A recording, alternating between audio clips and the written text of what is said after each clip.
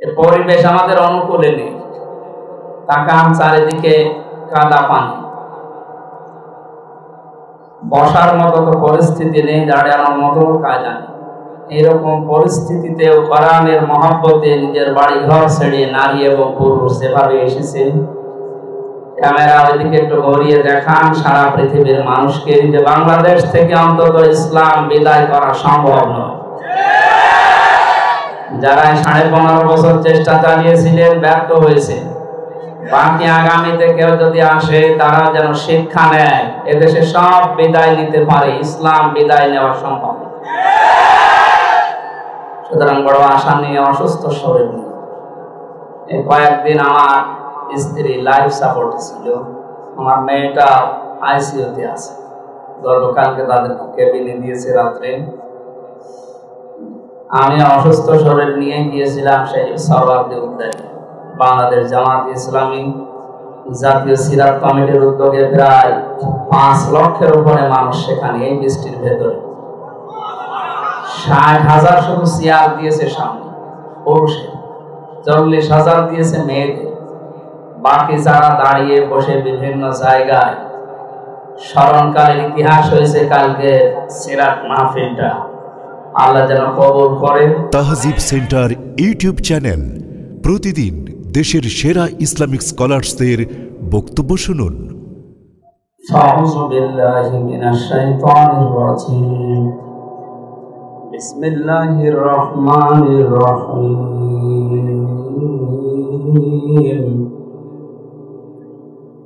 ইকরা বিসমি রাব্বিকাল্লাযী খালাক, খালাকাল ইনসানা মিন আলাক।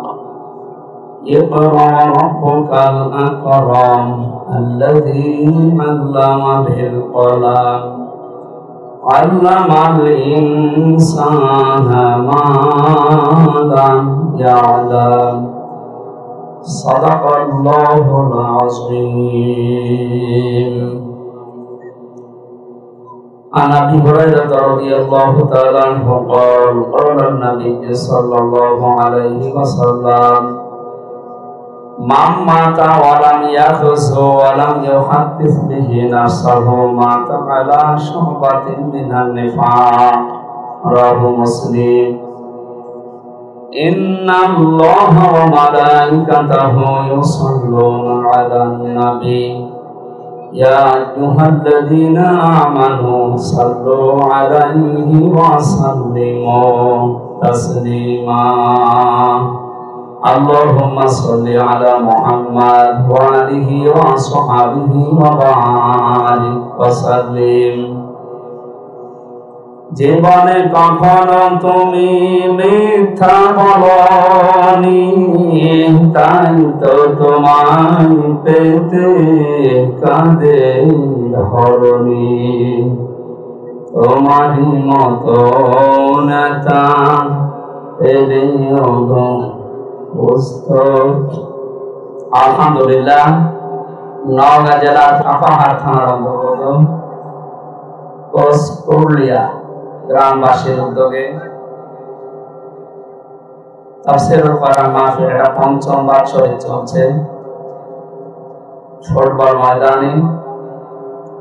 মাহফিলের সভাপতি বিশিষ্ট আলেম দ্বীন মাওলানা ফয়জুল হক, সহ সভাপতি আলহাজ ফয়জউদ্দিন মন্ডল, আলহাজ নাসিরউদ্দিন মাস্টার, প্রধান অতিথি সহকারী অধ্যাপক জবর সোফিয়া ফাসিল মাদ্রাসা সাপাহার নওগাঁ জনাব মোহাম্মদ আনোয়ার জাহিদ, বিশেষ মেহমান আলহাজ মোস্তাফিজুর রহমান, জনাব হারুনুর রশিদ, রেজাউল করিম, মোসাম্মেল হক সহ অন্যান্য অতিথিবৃন্দ। আলোচনা রাখলেন মাওলানা হুসাইন আহমেদ মাহফুজ, মুফতি এনামুল হাসান, মাওলানা সাদিকুল ইসলাম। মঞ্চে বসা আছেন বড় ভাই জনাব মাওলানা জাহাঙ্গীর আলম, হাফেজ মাওলানা মুয়াজ্জিম হোসাইন। সামনে বসা মুসলমান ভাইরা, পর্দার আড়ালের সম্মানিত মা এবং বোনেরা, প্রাণপ্রিয় নওগাঁবাসী, এটা যে রেকর্ড হচ্ছে, ক্যামেরা চলছে, লাইভ চলছে, সারা দুনিয়া এখন দেখছে যত জায়গায় বাঙালি মানুষ আছে। বাংলা ভাষাভাষী যারা আছে সবাই এখন এর দিকে চোখ দিয়ে আছে, যারা লাইভে অন্তর্ভুক্ত হয়েছে। এটার মাধ্যমে আজ আমি দায়িত্বহীন কণ্ঠে জানাতে চাচ্ছি বাংলাদেশের রাম বাম নাস্তিক আর মোরতাদদেরকে, এর পরিবেশ আমাদের অনুকূলে নেই। তাকান চারিদিকে কাদা পানি, বসার মতো তো পরিস্থিতি নেই, দাঁড়ানোর মতো কায়দা নেই। এরকম পরিস্থিতিতেও কোরআনের মহব্বতে নিজের বাড়ি ঘর ছেড়ে নারী এবং পুরুষ যেভাবে এসেছে, ক্যামেরা ওইদিকে একটু ঘুরিয়ে দেখান সারা পৃথিবীর মানুষকে যে বাংলাদেশ থেকে অন্তত ইসলাম বিদায় করা সম্ভব নয়। যারা 15.5 বছর চেষ্টা চালিয়েছিলেন ব্যর্থ হয়েছে। বাকি আগামীতে কেউ যদি আসে তারা যেন শিক্ষা নেয়, এদেশে সব বিদায় নিতে পারে, ইসলাম বিদায় নেওয়া সম্ভব। সুতরাং বড় আশা নিয়ে, অসুস্থ শরীর নিয়ে এই কয়েকদিন আমার স্ত্রী লাইফ সাপোর্টে ছিল, আমার মেয়েটা আইসিইউতে আছে। গতকালকে তাদেরকে কেবিনে দিয়েছে রাত্রে। আমি অসুস্থ শরীর নিয়ে গিয়েছিলাম সেই সরওয়ার্দী উদ্যানে। বাংলাদেশ জামাত ইসলামী জাতীয় সিরাত কমিটির উদ্যোগে প্রায় 5 লক্ষের উপরে মানুষ সেখানে এই বৃষ্টির ভেতরে। 60,000 শুধু চেয়ার দিয়েছে সামনে পুরুষের, 40,000 দিয়েছে মেয়েদের। বাকি যারা দাঁড়িয়ে বসে বিভিন্ন জায়গায় স্মরণকালের ইতিহাস হয়েছে কালকে সিরাত মাহফিলটা, আল্লাহ যেন কবুল করে। এখানে আসার কথা ছিল, কিন্তু আমি একটা সাংগঠনিক মাধ্যমে চলি। এখন বাংলাদেশ জামাত ইসলামের যারা দায়িত্বশীল আছে ওনারা জাতীয় স্বার্থে ওখানে বাংলাদেশের সবচাইতে বড় বড় আলেম যারা, সব ঘটনা চরমনায় পীরের ভাই আল্লামা মোসাদ্দেক হোসেন আল মাদানী এসেছিলেন, মুফতি আমিনী সাহেবের জামা মাওলানা শাখাওয়াত হোসেন বাজি এসেছিলেন, মাওলানা মামুনুল হকের সাথে দেখা হয়েছিল, আমিরের জামাত এসে চলে গিয়েছেন। জাতীয় নেতৃবৃন্দ যারা, আন্দরকেল্লা মসজিদের সম্মানিত খতিব চট্টগ্রাম থেকে সাইয়্যিদ কামাল উদ্দিন জাফরি হাফিজাহুল্লাহ সহ প্রথিতযশা আলেম যারা এই দেশে সবাই কালকে ছিল। এর ভেতরে আল্লাহ তার এই নগণ্য ছোট্ট গোলামকে অসুস্থ অবস্থায় হাজির করেছিলেন। 1 ঘন্টা 15 মিনিট মতো নবীর জীবনে উপরে আমরা কথা বলেছিলাম। সবাই প্লিজড, সবাই খুশি। কিন্তু এখনো পর্যন্ত এ দেশে 100 জনের 14 জন যারা পালিয়েছে ওই জালেমদের দোসর আছে। আমরা চাই তারাও যেন পালিয়ে যায়, আমাদের থাকা দরকার। কিয়ামতের ময়দানে আল্লাহ যখন মিজানের পাল্লা নিয়ে আসবেন মানুষের আমল মাপার জন্য, ফাম্মা মান সাকুলাত মাওয়াজিনুহু ফাউম্মুহু হাবিয়া ওয়া মা আদরাকা মা হিয়া নারুন হামিয়া। আল্লাহ তাআলা বলেন যার ওজনের পাল্লা হালকা হয়ে যাবে এই মানুষটাকে আল্লাহ জাহান্নামে দেবেন, তার মা হবে জাহান্নাম। কি হবে বলেন তো? মায়ের কথা দিলেন কেন? কারণ মায়ের কাছে মানুষ নিরাপদে থাকে বেশি। সুতরাং আপনাদের মা যখন পালিয়েছে আপনারাও নিরাপদে চলে।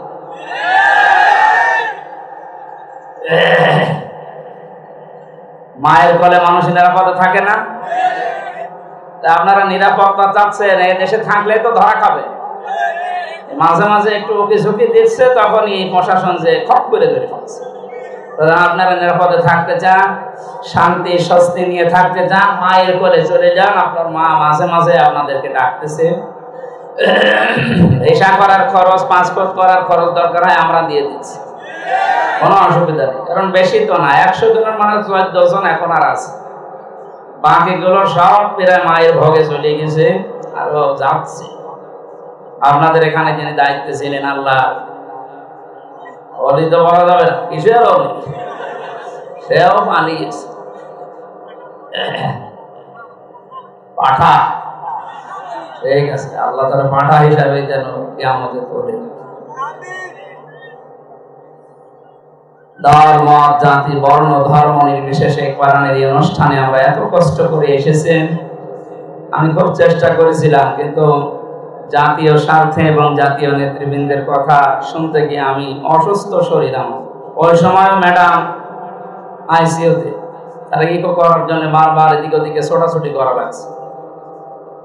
এমনি আমার শরীর ভালো না, ডায়াবেটিস 19, গতকালকে একটু কমে গেছে। মাওলানা মুয়াজ্জিম হোসেন আপনাদের এই যে সাপাহার নজিপুরের সন্তান, বারবার উনি আমাকে বলছিল আসবো কি করে, আমার শরীরও চলছে না, ওদিকে পরিবারের মেয়েটার চিন্তা, আমার নিজের শরীর, ওদিকে সবকিছু এলোমেলো হয়ে গেছে। মাহফিলটা আসলে কালকে রাতের বেলা হলে আমার মনে হয় পুরা ময়দান পরিপূর্ণ হয়ে যেত। হয়ও গিয়েছিলাম, শুনেছিলাম। যারা এসেছিলেন আপনাদের কাছে আমি দুঃখ প্রকাশ করছি। আগামীতে যদি এই জেলাতে 2-3টা অনুষ্ঠান করি, তার ভিতরে এইটা থাকবে ইনশাআল্লাহ। ডাক্তার শরীর পরীক্ষা করার পরে জানিয়েছে জেলখানায় যে 3 বছর ছিলেন আপনার অনেক কিছু নষ্ট হয়ে গেছে শরীরে, এটা কাটিয়ে উঠতে সময় লাগবে এবং রেস্ট লাগবে শরীরে। এই জন্য প্রত্যেক দিন অনুষ্ঠান করা সম্ভব না। আমার যত অনুষ্ঠান বাংলাদেশে নেওয়া আছে কিছু ডেট কাটাকাটি করা লাগবে। তাছাড়া প্রত্যেক দিন এভাবে হলে রংপুরে সেদিন যেমন কেল্লা ফতে হওয়ার উপক্রম হয়েছিল, আবার এরকম হয়ে যাবে। এই জন্য দিনের বেলা অনুষ্ঠানগুলো আমি নিচ্ছি না। এই যে গা ঘামার পরে শরীরে লবণ বের হয়ে যায়, তখন আমার এই শরীরের এই রক্তের ভেতরে সমস্যা দেখা দেয়।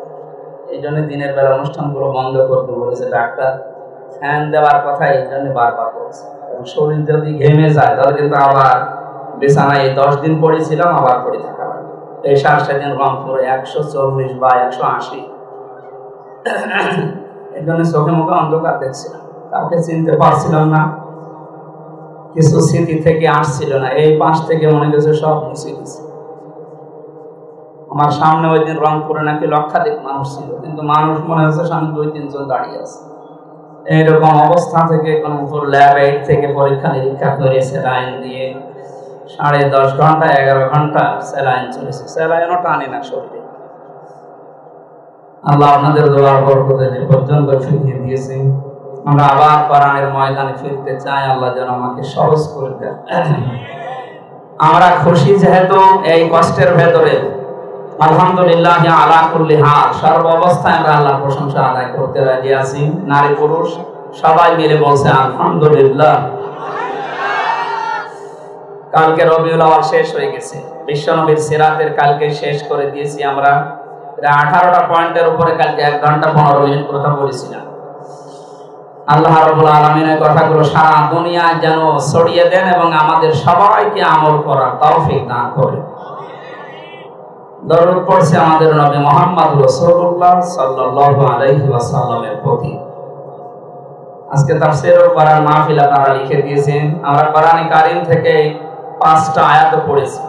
সর্বপ্রথম এই 5টা আয়াত নাযিল হয়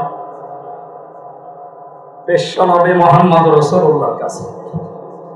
40 দিন তিনি একাধারে ধ্যান করার পরে আল্লাহ রাব্বুল আলামিন পরিবার, সমাজ এবং রাষ্ট্র নিয়ে যখন ভাবছিলেন যে আমার এই জাতিকে আমি রক্ষা করব কি করে, ঠিক সেই মুহূর্তে জিবরাইল রূহুল কুদ্দুস যাকে বলা হয় তিনি আসলেন, নবীজিকে বললেন ইকরা ইয়া মুহাম্মদ সাল্লাল্লাহু আলাইহি ওয়াসাল্লাম। এখানে আমাদের প্রশ্ন, যেহেতু এটা ক্লাস চলছে আর এরকম মন মানসিকতা এখন আমাদের নেই আর পরিবেশও নেই, ক্লাসের মতো জবাব দেবে। নবীজিকে হযরতে জিবরাইল 3বার বুকের সাথে চেপে ধরেছিলেন, 3বারই বলেছিলেন ইকরা পড়ে। নবীজি বলেছেন মা নবী কারি, আমি পড়তে জানি না। এই জন্মের পর থেকে এই হাদিসগুলো, এই আয়াতগুলো আমরা শুনছি, কিন্তু এখান থেকে যেটা নেওয়া দরকার সেটা যদি 15.5 বছরে নিতে পারতাম তাহলে এদেরকে আজ এই লক্ষণ সেনের মতো পালিয়ে যাওয়া লাগতো। 850 বছর আগে পালিয়েছে লক্ষণ সেন, আর তার মেয়ে পালিয়েছে এই যে কয়েকদিন আগে। পৃথিবীর ইতিহাসে 850 বছরে কেউ সব পালিয়ে গেছে। 350 এমপি পালিয়ে যায় একবারে, পৃথিবীর ইতিহাসে আমরা পাইনি। দেশটা এমন রসাতলে গিয়েছিল যে কেন্দ্রীয় মসজিদের ইমাম পর্যন্ত পালিয়ে গেছে। যদিও পরবর্তীতে এসেছিল আবার জোতা পিটা খেয়ে বিদায় দিয়েছে। কত বড় নির্লজ্জ, আবার ফেসবুকে দিয়েছে আমাকে মানুষ জোতা মেরেছে কিন্তু একটা জোতা আমার গায়ে লাগে।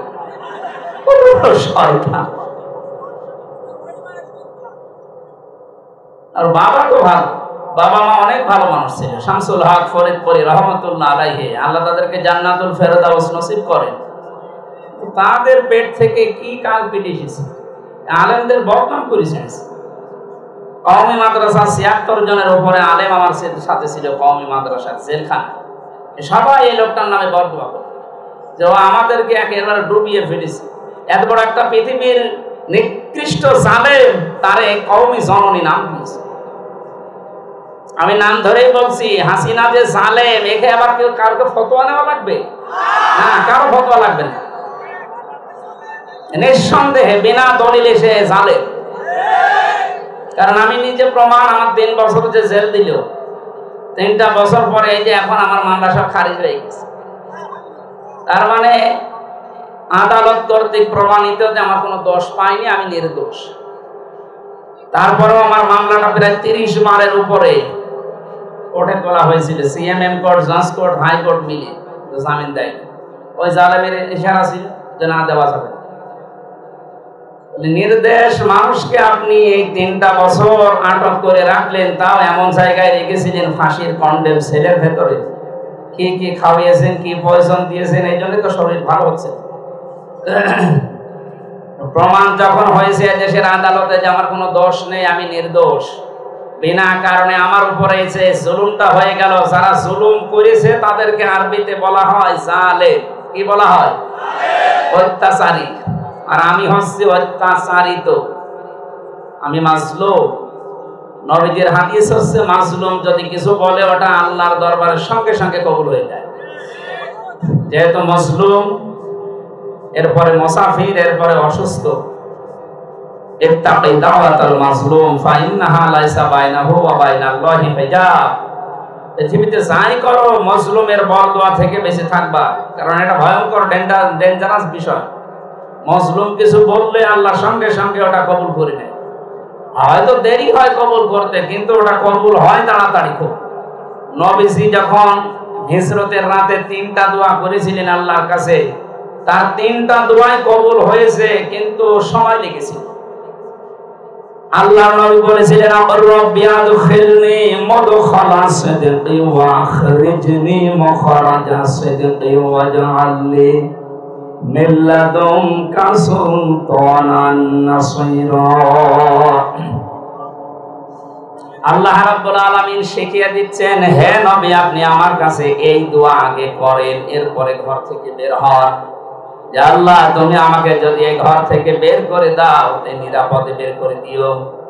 2 নম্বরে আমাকে যেখানে তুমি পৌঁছিয়ে দেবে সেখানে যেন নিরাপদে পৌঁছিয়ে দিও। আর কোন জায়গা, যে জায়গা আমার জন্য বরাদ্দ, তার মানে ওই মদিনা, ওখানে যাওয়ার পরে তুমি আমাকে একটা রাষ্ট্র ক্ষমতা দিও, যার ভেতরে তোমার সাহায্য থাকে। নবীজির দোয়া করেছিলেন কয়টা? 3টা। বলেন কয়টা? একটা সঙ্গে সঙ্গে কবুল হয়ে গেছে। চারিদিকে শত্রু দিয়ে ভরপুর ছিল, তারপর নবীজিকে আল্লাহ বলেছিলেন আপনি শুধু এক মুষ্টি মালিক সামনের দিকে নিক্ষেপ করেন। সূরা ইয়াসিনের কয়েকটা আয়াত পড়ার পরে তিনি সামনের দিকে ফিকে মারলেন। অমা রমাইতা ইযে রমাইতা ওয়ালাকিন্নাল্লাহা রমা। আল্লাহ পাক বলেন, হে নবী আপনার প্রথম দোয়া কবুল হয়েছে, তার প্রমাণ এটা। আপনি তো শুধু বালির সামনের দিকে নিক্ষেপ করেছিলেন, অথচ চারিদিকে কাফের ছিল। প্রত্যেকের চোখের ভেতরে বালি পৌঁছিয়ে দেওয়ার দায়িত্ব পালন করেছে আমার কুদরত। আপনাকে আমি নিরাপদে বের করে দিলাম। 2 নম্বর, আপনি আমাকে পৌঁছিয়ে যেখানে দেবেন নিরাপত্তার সহিত পৌঁছিয়ে দেবেন। প্রতিমধ্যে যতগুলো বিপদ সবগুলো থেকে বাঁচিয়েছে আল্লাহ নিজে। এটা গাড়ে সরে আমি নিজে উঠেছিলাম ওখানে। ওই জায়গায় নবীজিকে মাকড়সার জাল বিছিয়ে ঘুঘু পাখি বা কবুতর এটা ডিম পেড়ে তাওয়া দেওয়া, বিভিন্ন কায়দায় কাফেরদের চোখ থেকে বাঁচিয়েছে নবীর ওই দুয়ার বরকতে। 3 দিন সময় লেগেছিল। 3 দিনে তাকে নিরাপদে আল্লাহ পাক পৌঁছিয়ে দিলেন মদিনায়। তাহলে দ্বিতীয় দোয়াও কবুল হয়েছে, কিন্তু 3 দিন সময় লেগেছে। কয় দিন? 3 নাম্বারটা, وأدخلني مدخل صدق وأخرجني مخرج صدق واجعل لي من لدنك سلطانا نصيرا। এমন একটা রাষ্ট্রে আমাকে পৌঁছিয়ে দিও, শুধু পৌঁছিয়ে শেষ করে দিও না, একটা রাষ্ট্র ক্ষমতা দিও যেখানে তোমার সাহায্য থাকে। রাষ্ট্র চালাতে গেলে আল্লাহর সাহায্য যদি না থাকে আপনি টিকে থাকতে পারবেন না। আপনি 15.5 বছর দেখেন বহুবার তারা ঘোষণা দিয়েছেন যে আমরা 41 সাল টার্গেট দিয়ে দিলাম। 41 সাল আসতে এখনো কত দেরি, কথা বলেন না কেন? এখন বাংলাদেশের মানুষের যে মানসিকতা, যে অবস্থা, এখন বিশ্বর দরবার থেকে যে চাপগুলো আসতেছে, এদেশে সমন্বয়ক যারা ছিল 152 জন, এদের সবার এক কথা, বৈষম্য বিরোধী ছাত্র আন্দোলনে যারা জীবন দিয়েছে 1808 জনের উপরে, আর 2880 জনের উপরে এখন হাসপাতালের বেডে কাতরাচ্ছে। এই গণহত্যার সাথে যারাই জড়িত সবার পরিবার থেকে একই বাক্য, একই কথা আসতেছে, এদেশে আওয়ামী লীগ যেন কোনো রাজনীতি করতে না পারে। গণহত্যার সাথে যারা জড়িত তাদের রাজনীতি করা এই দেশে বৈধ হবে না। সুতরাং আপনি যে টার্গেট দিয়েছিলেন, টার্গেট পরিপূর্ণ করতে পারেননি, ওর ভেতরে আল্লাহর সাহায্য ছিল না। এই জন্য নবীজি দোয়া করলেন যে এমন একটা রাষ্ট্র দিও যেখানে তোমার সাহায্য থাকে। এই দোয়াটা কবুল হতে নবীর সময় লেগেছিল 6 মাস। 6 মাস, কিন্তু 3টা দোয়াই আল্লাহ কবুল করেছে। আমি মাজলুম ছিলাম জেলখানায়, আমি এখানা হাজার হাজার আলেম সবাই তাহাজ্জুদের নামাজ পড়ে যখন রাতের বেলা কাঁদতো, এই যে মিডিয়ার যারা বিনা কারণে অনেকে 14 বছর জেল কাটতেছে, রাতের বেলা যখন আওয়াজ দিত 14টা বছর তাদের স্ত্রী সন্তান মা বাবা ছাড়া এই মিডিয়াররা কত কষ্টে আছে ভেতরে। তাদের তো আর প্রতি মাসে মাসে 10,000, 20,000, 50,000 টাকা বাড়ি থেকে পাঠানোর তো কায়দা নেই। আমার বাবারই অবস্থা শেষ হয়ে গেছে 3 বছর, তারা 14 বছর 15 বছর জেল কাটতেছে। বলেন এই মাজলুম গুলোর দোয়া কবুল হবে না? এই জন্য যে দৃশ্য 5 তারিখে আগস্টে তৈরি হয়েছে, আমার মনে হয় কোরআনে কারিমে সূরা আনআমের 7 নম্বর পারা 12 নম্বর পৃষ্ঠার 1ম নম্বর লাইনের একটা আয়াতের সাথে 100 ভাগ মিলে গেছে। আল্লাহ পাক বলেন, আমি যাদেরকে আমার আয়াত দিয়েছি এই আয়াতগুলো তাদের কাছে থাকার পরে যারা ভুলে গিয়েছে, শুধু ভুলে যায়নি, মানুষগুলো তখন জালেম হয়ে গেছে জনগণের উপরে, আমি এদের এই ক্ষমতাকে আরো বাড়িয়ে দিয়েছি।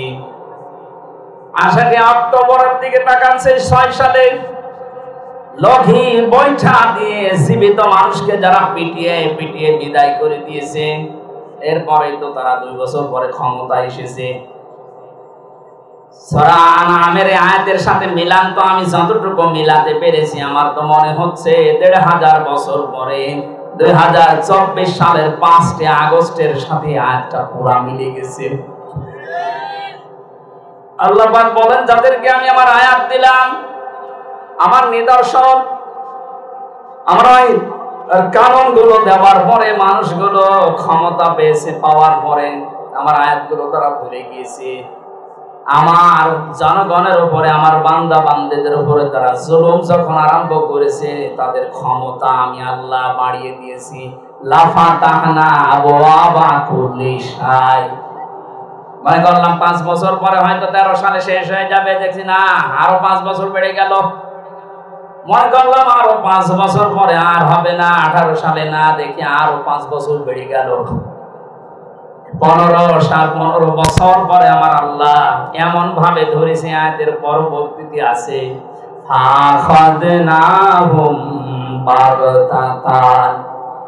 আমি আল্লাহ তাদের আকস্মিক ভাবে এমন ভাবে হঠাৎ করে ধরেছি, ওরা দিক দাঁড়া পায়নি যে কি করব, কোন দিকে যাব। নয়তো যে লোকটা 36,000 কোটি টাকা মারিং কাটিং করেছে, এই যে দরবেশ, এটা কোনদিন কেউ চিন্তা ছিল যে আমার এখান থেকে পালানো লাগবে? পালানোর সময় আমার দাড়ি কেটে নম হয়ে পালাচ্ছিল, আল্লাহ মনে হয় নিজে ধরিয়ে দিয়েছে। আবালাম তাকুনু আকসামতুম মিন ক্বাবলু মা লাকুম মিন সাওয়াল। সূরা ইব্রাহিমের ভেতরে আছে, আল্লাহ পাক বলেন, হে নবী আপনি কি শোনেননি? ওরা এই কথা বলতো যে যত কিছুই হোক আমাদের ক্ষমতা থেকে কেউ ফেলতে পারবে না। এরকম বহু কথা আমরা 15 বছর অনেকের মুখে শুনেছি। আগস্টের 4 তারিখ পর্যন্ত এই কঠিন অবস্থায় লক্ষ লক্ষ মানুষ যখন ঢাকাতে, এরপরও দেশের অনেক জালেম কথা বলেছে, না আমার মা আছে, শক্ত হাতে হ্যান্ডেলিং করবে। আল্লাহ পাকের আয়াতের সাথে মিলে যাচ্ছে না, মালাকুম মিন সাওয়াল। হে নবী ওরা কি কথা বলতো না যে আমাদের ক্ষমতা কেউ কেড়ে নিতে পারবে না? ছাত্রলীগই যথেষ্ট। ওই তারা এখন গর্তের ভেতর থেকে মুখ বের করছে আর ধরা খাচ্ছে।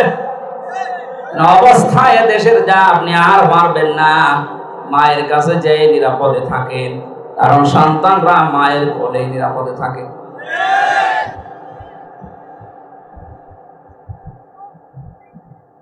কোরআনে কারিমের আগস্টের আয়াতের সাথে আগস্টের 5 তারিখের বিপ্লবের আমি একটা মিল পেয়েছি। শুধুমাত্র ছাত্র আর জনতা না, এখানে আমার আল্লাহ পাক তার সাহায্য পর্যন্ত নাযিল করেছিলেন।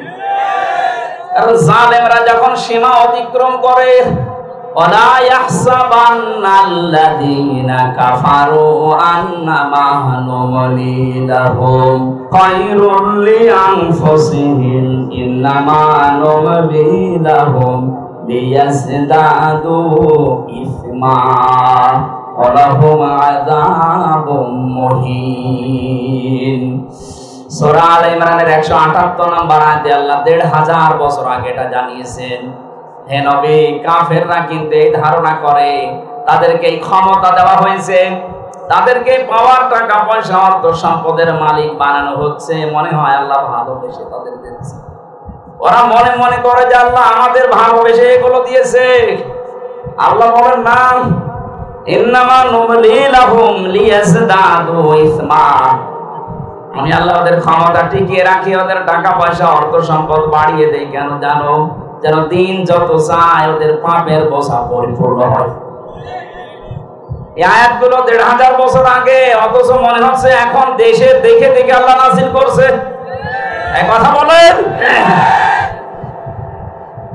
পাপের বোঝা যখন পরিপূর্ণ হয়ে যায়, ওয়ালাহুম আযাবুম মুহিন, তখন আমি আল্লাহ পাক ওদেরকে ভয়ঙ্কর এবং নিকৃষ্ট অপমানজনক শাস্তি দেই। দেখেন তো এই দেশে কালামানিকের দিকে তাকান, কলার পাতায় আল্লাহ শুইয়েছে, মনে বেশি উড়ে গেছে। ওর এখন যা অবস্থা, ওর সংসার করার মতো কায়দা নেই। কি কে যেন একটা টক শোতে ওর গলা ডাবিং করে দিয়েছে, তাই বলে আমার বিসিতে মারবে। আর কত অপমান হবে না তারা। জালেমদেরকে অপমান করার দায়িত্ব আল্লাহ, কারণ জালেমরা টার্গেট হামজার না আকার। আমার ভাইরা, আমি মাজলুমের কথা বলছিলাম। আমি নিজেই যেহেতু মাজলুম হয়েছিলাম, এখনো পর্যন্ত মাজলুম অবস্থায় আছি। আল্লাহ রাব্বুল আলামিন এই দেশের মাজলুমদের দোয়া কবুল করে যে বিপ্লব আমাদেরকে দিয়েছেন ছাত্র জনতার মাধ্যমে, দোয়া করছে অবস্থায় মহান আল্লাহ যেন ওই মানুষগুলোকে শাহাদতের সর্বোচ্চ মাকাম দান করেন। তারা কোনো দলের না, তারা এই দেশের সম্পদ। কথা বলে ঠিক কিনা? এভাবে ওপেন নিজের মুখ ছেড়ে দিয়ে জবান ছেড়ে কথা বলার পরিবেশ 2 মাস আগের ছিল। কথা বলেন। কয়েকদিন আগে কুষ্টিয়াতে বাংলাদেশ জামাত ইসলামী কুষ্টিয়া জেলা শাখার উদ্যোগে প্রায় 500 আলেমদেরকে এক জায়গায় করেছিল। বিভিন্ন ঘটনা 3.5 ঘন্টা 4 ঘন্টা তারা অনুষ্ঠান করেছে, কোনো অসুবিধা হয়নি। অথচ আপনি ভাবেন আগস্টের 5 তারিখের আগে 500 না 5 জন যদি এক জায়গায় হতো আলেমেরা, 10টা মামলা হয়ে যেত। কি একটা অবস্থায় আমরা ছিলাম। আল্লাহ কোথা থেকে আমাদেরকে এরকম একটা সুন্দর পরিবেশ দিলেন। যাদের মাধ্যমেই দিয়েছে তাদেরকে তো ধন্যবাদ দেওয়া দরকার। এখন অনেকে ফতোয়াবাজি করছে, না ওরা শিবির করতো। আরে শয়তান, তুই তো 15.5 বছরে কিছুই করতে পারিস না। তারা শিবির করতো আর যা করতো তো কি, তারা তো যে কোনো কৌশলে পন্থা অবলম্বন করে হিকমতের সহিত জালেমকে হটিয়েছে। তাদেরকে সম্বর্ধনা দেওয়া দরকার। স্থান কাল পাত্র ভেদে ইসলামের জন্য এরকম করা জায়েজ আছে। তারা নবীদের মাদের থেকে, হযরত মুসা আলাইহিস সালামের মা পরিচয় গোপন করে তার ছেলেকে ফেরাউনের বাড়িতে যেয়ে দুধ খাওয়ায়নি? যদি পরিচয় দিত আমি ওর মা, সঙ্গে সঙ্গে ছেলেকে মেরে ফেলতো না? হযরত ইব্রাহিম আলাইহিস সালামের মা নিজে পরিচয় গোপন করে তার সন্তানকে দুনিয়ায় এনেছিলেন। কথা বলে দেখেন। হযরত আব্বাস রাদিয়াল্লাহু তাআলা আনহু নবীর চাচা, উনি অনেক আগে মুসলমান হয়েছিলেন, পরিচয় গোপন করে রেখেছিলেন। কারণ ওই অবস্থায় আবু জেহেল ক্ষমতায়, পরিচয় দিলেই শেষ পর্যন্ত মেরে ফেলার সম্ভাবনা ছিল। পরিচয় গোপন করে এমনকি বদরের ময়দানে বিশ্ব নবীর বিরুদ্ধে আবু জেহেলের পক্ষ নিয়ে আব্বাস রাদিয়াল্লাহু তাআলা আনহু যুদ্ধে গিয়েছে। তারপর পরিচয় দেয়নি যে আমি মুসলমান হয়েছি। পরবর্তীতে যখন বিশ্ব নবী এসেছিলেন মক্কা বিজয় করার জন্য, আবু সুফিয়ান নবীজির 10,000 সাহাবীর এই যে তরবারি চিকচিক করছিল, এই দৃশ্য দেখে যখন বললেন, আব্বাস তোমার ভাতিজা, তোমার ভাইয়ের ছেলে মনে হচ্ছে বাদশা হয়ে গেছে। হযরত আব্বাস বলেছিলেন, দেখো এটা বাদশাহী না, এটা যদি বাদশাহী হতো তাহলে তোমার ঘাড়ের উপরে মাথা থাকতো না। এটা বাদশাহী না, এটার নাম নবুয়ত। উনি অনেক আগে মুসলমান হয়েছিলেন, পরিচয়টা গোপন করেছিলেন বাস্তব কিছু কারণে। ইসলামী ছাত্র শিবির থেকে 108 জন সমন্বয়ক আর বাকি দল থেকে 152 জনের ভেতরে বাকিগুলো, এরা বিভিন্ন জায়গায় লেখাপড়া করার স্বভাবে পরিচয় গোপন করে দিয়ে যে কাজটা করে দিল, এখনো পর্যন্ত অনেকে ফতোয়াবাজি করছে। পরিচয় গোপন করে কাজ করলো, ওরা মুনাফিক, শয়তানি করার জায়গা পাচ্ছেন না। তারা আপনার চাইতে কম বোঝে। বিশ্ববিদ্যালয় থেকে শিবিরের যে কয়টা দায়িত্বে আছে তাকান, সব ফার্স্ট ক্লাস ফার্স্ট। তাদের মেধা কি?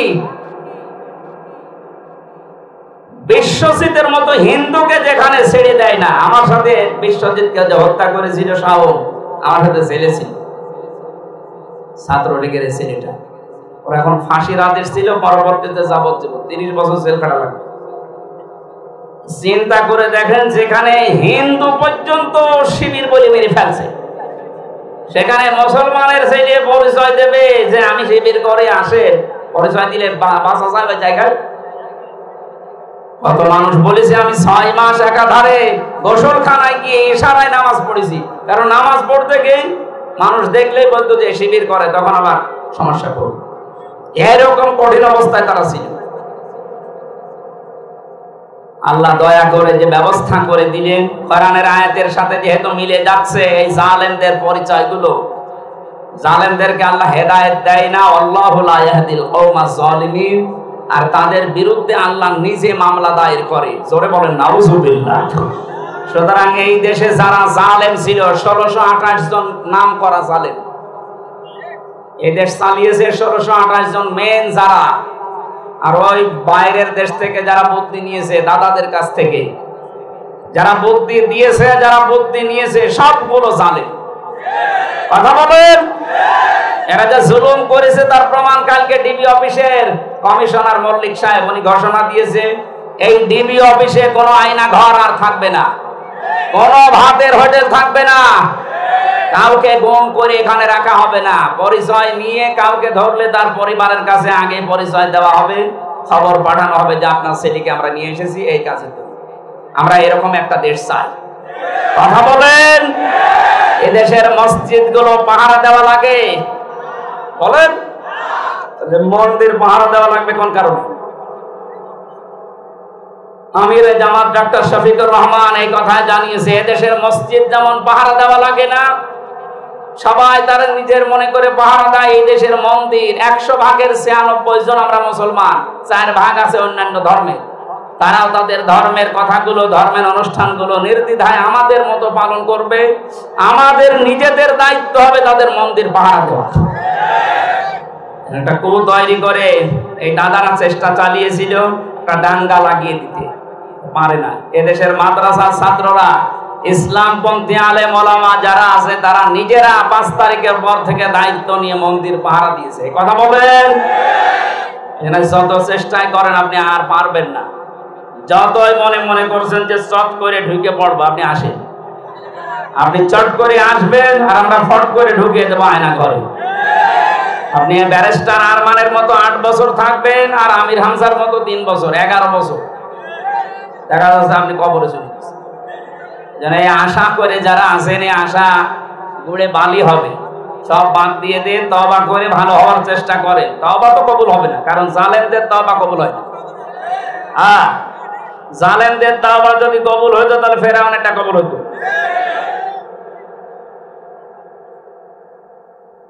জালেমদের তওবা কবুল হয় না, এজন্য যারা ছিলেন আপনার দুনিয়াও শেষ, কি হলো আপনার টাকা পয়সা এখন তো সব সরকার বাজেয়াপ্ত করে নিয়ে নিচ্ছে। এই যে দরবেশের টাকা, এরপরে আরো ছিল আমি নাম নাই নিলাম, এই জালেমদের টাকা সব এখন রাষ্ট্রীয় কোষাগারে জমা দেওয়া হচ্ছে। যারা জমা দিতে পারবে না ওদের বউ ছেলে মেয়ে সব রাষ্ট্রের কাজে লাগানো হবে।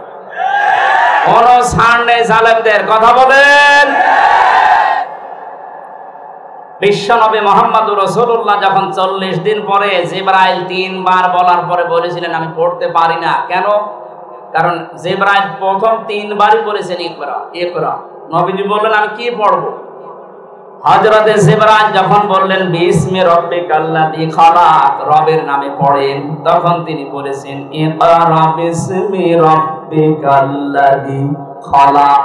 5টা আয়াত পড়লেন।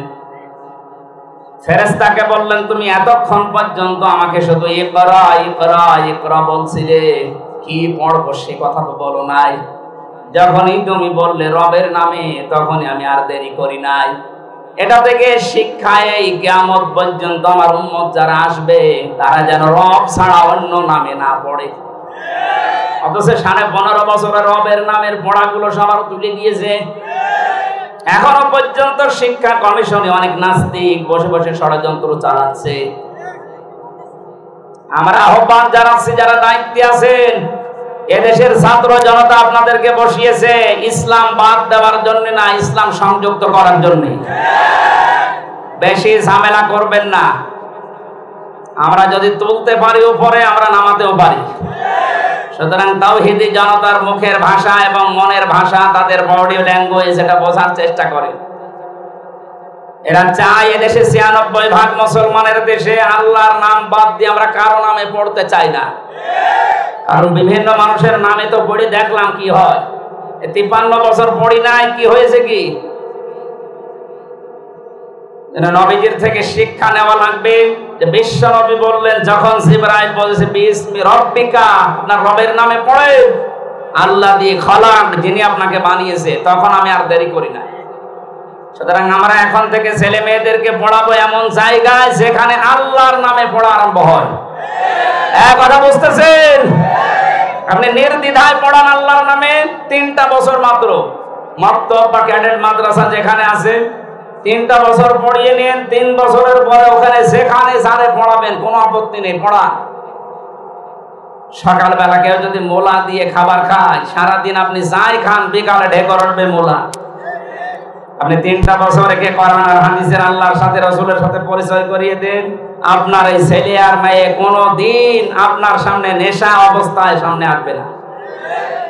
আজ বাংলাদেশে হাজারো মেয়েদের কারণে, বর কারণে, অধিকাংশ স্বামীগুলো তার রক্তের সম্পর্কগুলো ঠিক রাখতে পারছে না। এলাকার খবর আমি জানি না, আমার কুষ্টিয়ার কথা বলছি। অনেক স্বামী আছে স্ত্রীর মুখের দিকে তাকিয়ে তার নিজের আপন ভাই, আপন বোন, মা বাবার হক আদায় করতে পারছে না। কিছু করতে গেলেই তাদের মন আর পাওয়া যায় না। কথা বলেন না কেন? আপনি কি সারা জীবন কিয়ামত পর্যন্ত দুনিয়া থেকে যাবেন? নবীজির স্ত্রীকে সার্টিফিকেট দিচ্ছে, দেখছেন না? যে আপনাকে আল্লাহ ভয় দেখাতে পারে না, কারণ আপনি আত্মীয়তার সম্পর্ক ঠিক রাখেন।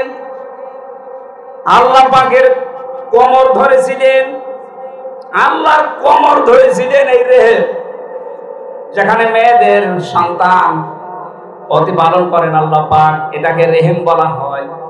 এই জায়গাটা আল্লাহর কোমর ধরে বলেছে, মহান রব্বুল আলামিন তুমি আমার ব্যাপারে তো কিছু বললে না। আল্লাহ পাক বলেন, রেহে দুনিয়াতে যারা তোমার সম্পর্ক ঠিক রাখবে আমি আল্লাহ তাদের সাথে আমার সম্পর্ক ঠিক রাখবো, আর যারা তোমার সাথে সম্পর্কগুলো ছিন্ন করবে আমি আল্লাহ তাদের সাথে সম্পর্ক ছিন্ন করলাম। বলেন নাউজুবিল্লাহ। যেন মেয়েরা কষ্ট হচ্ছে আমি জানি, কথাগুলো শোনার পর আপনাকে আমি বাঁচাতে চাই জাহান্নাম থেকে। আপনি যদি চান যে আপনার স্বামী বেশি দিন বেঁচে থাক, আপনার স্বামী এই দুনিয়ায় মান সম্মান অর্থ সম্পদ আল্লাহ তার বাড়িয়ে দিয়ে, তাহলে স্বামীকে বারবার তাকিদ দেবেন, যাই করো রক্তের সম্পর্কগুলো ঠিক রাখো। এরকম বউ আছে কার হাত করে কি ওয়াজ করছেন? এক যুগ উপরে আসে আল্লাহর ওলি একটা পাওয়া যাচ্ছে। এবার যে পয়েন্টটা বলছি, মেয়েরা আমি আশা করছি 2 নাম্বার এটা আপনি ঠিক রাখার জন্য সর্বাত্মক সাহায্য করবেন স্বামীকে। আমার ম্যাডাম এখন যেহেতু আইসিইউতে আছে, ও তো শুনতে পারছে না, কালকে সন্ধ্যা হয়তো তাকেও বলছি সে যেন আমাকেও সাহায্য করে, আমার রক্তের সম্পর্ক যেখানে যেখানে আছে আমি যেন পঙ্খানো হক আদায় করতে পারি, আমি তার সাহায্য চাই। বলেন আমিন। 3 নম্বরে খাদিজা বলেছিলেন, তাহমিলুল কাল্লাহ, হে নবী, হে আমার স্বামী, কখনো আল্লাহ আপনাকে ভয় দেখাবেন না, ভয় দেখাতে পারেন না, কারণ আপনি মানুষের বোঝা হালকা করে দেন।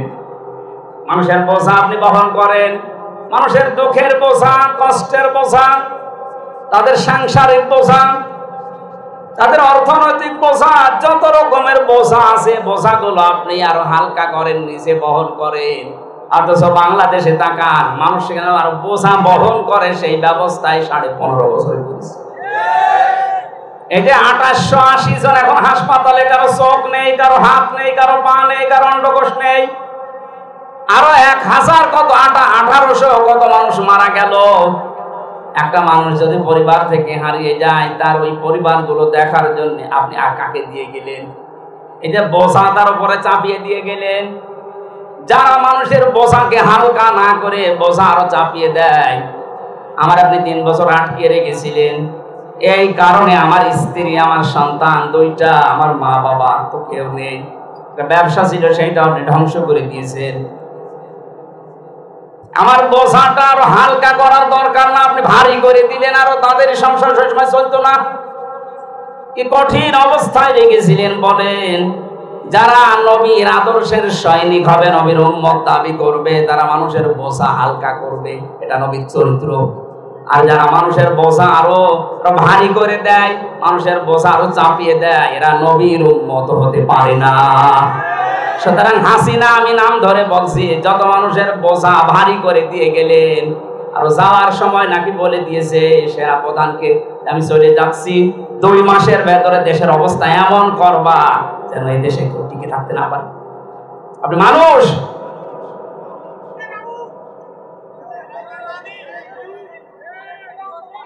এই যে হাজার হাজার মানুষের বোঝা তাদের উপর চাপিয়ে দিয়ে গেলেন।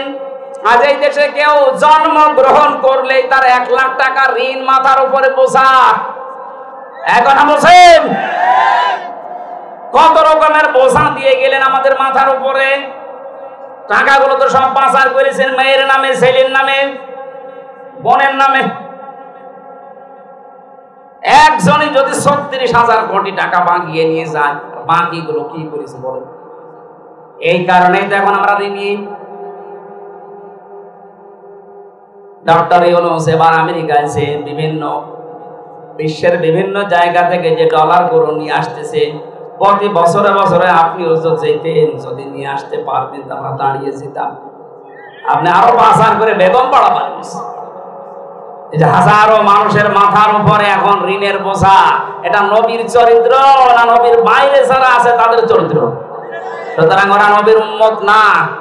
আমি গ্যারান্টি দিলাম এই হাদিস অনুযায়ী যারা এই জুলুমের সাথে জড়িত 15.5 বছর, সে প্রশাসনে হোক, বিচার ব্যবস্থায় হোক, শিক্ষা ব্যবস্থায় হোক, যে ব্যবস্থায়, যারা মানুষের উপরে এই জুলুম চাপিয়ে বাপের বোঝা, বিভিন্ন কষ্টের বোঝা ভারী করে দিয়ে গেলেন, আপনি নবীর উম্মত না।